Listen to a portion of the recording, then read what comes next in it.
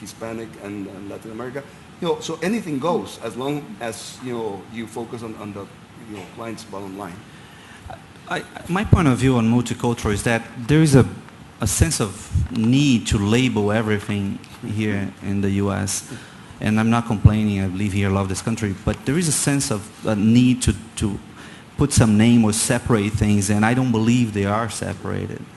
The reason why I am where I am, when I was at Lapis, I always said, I'm better than general market because I can do their job and they cannot do mine. And the other side of this is to validate what Luis Miguel is saying is agencies, the good Hispanic agency is not afraid of competition, is not afraid of stepping up and trying to do great work, whatever that work is. And the general market agencies, if you will, are also positioning themselves to face this reality. The reason why I'm DDB is exactly because of that. They realize that they needed people like me and other people that bring a different perspective to the business. Because general market is not what it was 50 years ago. Mm-hmm. Yeah. But there is no need for us to label multicultural, how many cultural, it's just, to your point, it's just culture. And then by the business need, you need to focus, you need to decide where to focus or not, based on investment, based on ROI, based on all the other things. And I would agree. I think that, there is probably the distinction needs to start to go away of whether it's general market or multicultural and it's just culture. It is just communications. To that point, at what point has any of you, especially like for you in craft, where you say 50% of your spend is going to be against the Hispanic market on Kool-Aid, is the strategy coming from the Hispanic viewpoint then versus, if it's 50%, where's the strategy coming from? Will the insights start to be led by more of the Hispanic versus the general market? Yeah. I would say that the insights are already co-led, as Joan described. And it's possible that it might end up we might begin developing work and the insight in the Hispanic market and then transition over to the rest of the market, let's call it. But I think the big bet is because we believe that that's where the business is, and that's where the growth is going to be, and we're playing serious catch-up, so that's why we're investing. So one of the things that, obviously Kraft, because your brands, has it sort of attracts everybody, general and multicultural, to the point that we've just discussed. But there are a lot of clients, and so because of that, you elevate the need for it to a higher level within management. Yes. A lot of clients, you're not your typical client in that sense. And Antoinette, you want to talk a little bit about the fact that some of the clients really sort of reduce this down, my analogy, almost to the point where digital was 15 years ago, where it was sort of lower down the spend, and therefore it was elevated, regulated to somebody at a smaller percentage of their time or commitment. Right.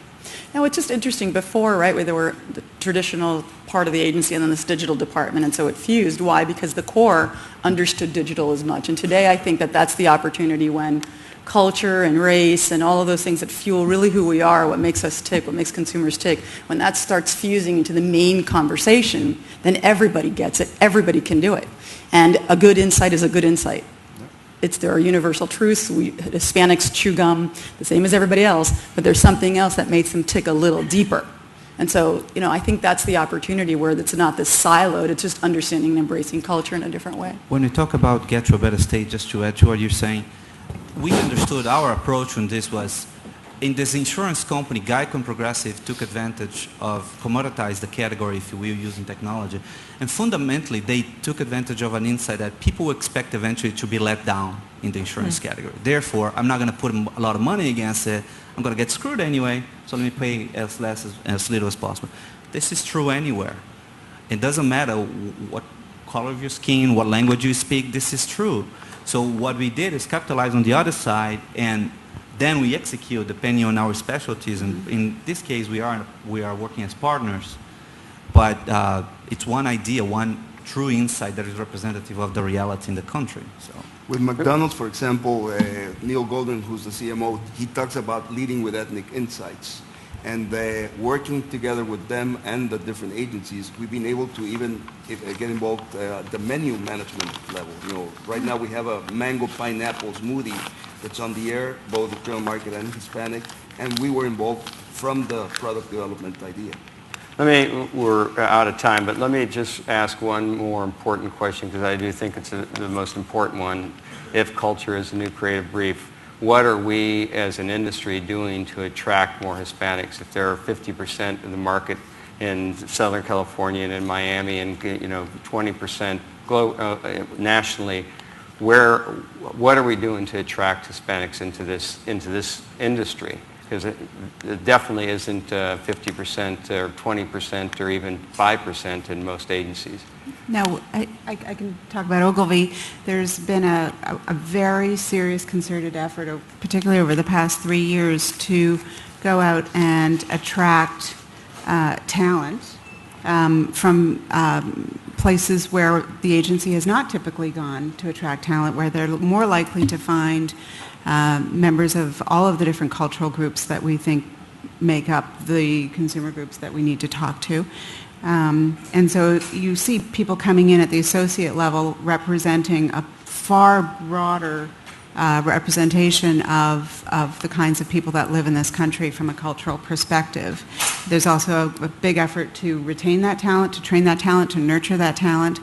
And, you can't change everything overnight. But one of the really great things that Donna Pedro and John Seifert have done is create internal professional networks. And we have 9 now that are made up of staff members of Ogilvy who get together, that represent their culture and are there for us as a resource, if we don't have that resource on our core team, to help us, whether it's developing insights, verifying work, helping us come up with new work, interacting with clients, helping us get access to people that we need outside in the world.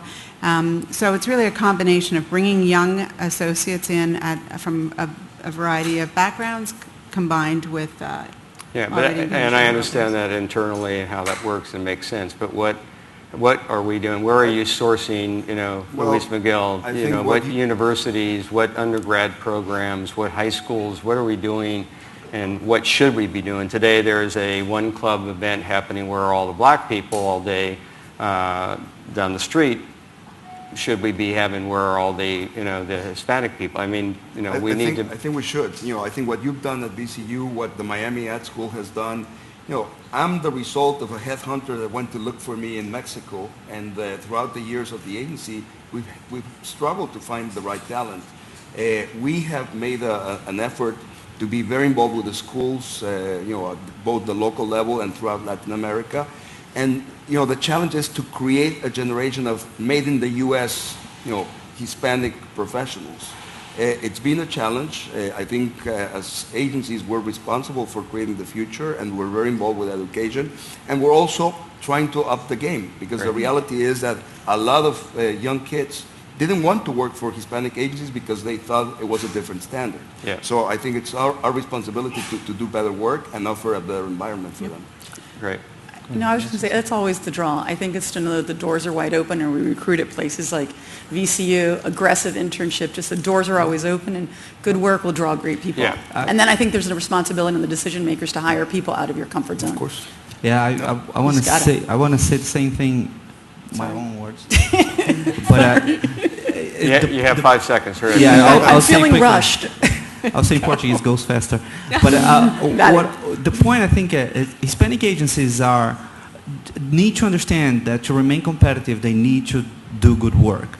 We at DDB have, it comes fundamentally from management and leadership, to understand that to stay as a leader, you need to stay ahead of the curve, and therefore be bringing people that are inclusive or pushing the envelopes in areas, in what I call the yellow area. Other agencies cannot live on the green, cannot live on the red. They need to live on the yellow. That's our job in many senses. But right now at DDB, we have from young folks also out of VCU, just to to say the same thing. But also we're hiring people from Asia and from Argentina, from Brazil. Yeah. So the Hispanic agencies that used to bring people from Latin America are now finding competitors on the general market agencies, because that's what it is. It doesn't matter if you don't speak English. You have good work, you think well, I can deal with language barrier if it's the case. There's a lot of great talent out there. Yeah. And here. And I would say this is countries like Colombia, Brazil, Argentina, Peru are bringing a lot of great people to the U.S. So soon the general market agents will be as qualified to do this kind of work, Hispanic work, if you will, as Hispanic agencies. So if you don't put your focus on the work, do good work, I would love to compete with La Comunidad on a general market pitch.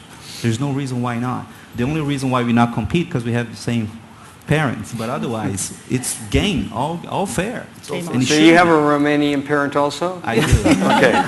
Thank you very much. Thank you all for Thank you. great time.